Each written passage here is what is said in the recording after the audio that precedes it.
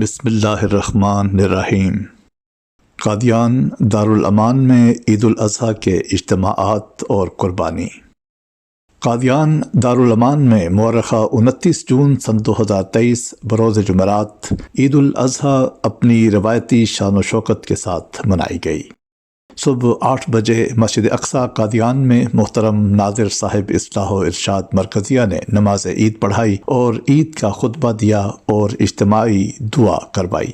مسجد اقصی کے علاوہ قادیان کے مختلف محلہ جات کے 4 مقامات پر نماز عید کا انتظام کیا گیا تھا، جس میں کثیر تعداد میں افراد جماعت شامل ہوئے۔ ہر سال کی طرح امسال بھی قادیان کے مضافات سے مہمانان کرام کثرت سے عید الاضحیٰ کی نماز میں شمولیت کے لیے قادیان تشریف لائے۔ ان کی تعداد کو مد نظر رکھتے ہوئے احمدیہ گراؤنڈ میں بھی عید کی نماز ادا کرنے کا وسیع انتظام کیا گیا۔ قادیان کے مضافات سے تشریف لانے والے مہمانان کرام کے لیے نماز عید کے بعد لنگر خانہ حضرت اقدس مسیح موعود علیہ السلام کی طرف سے ضیافت کا بھی انتظام کیا گیا۔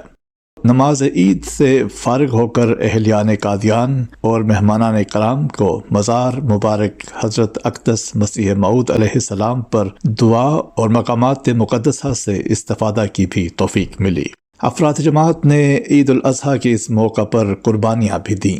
عید الاضحیٰ کی مبارکباد دینے کے لیے علاقہ کے معززین، اہم شخصیات، سیاسی و سرکاری بالا افسران اور ہمسایہ افراد سرائے وسیم میں تشریف لائے اور جماعت کے نمائندگان کو مبارکباد پیش کرتے ہوئے اپنی نیک تمناؤں کا اظہار کیا۔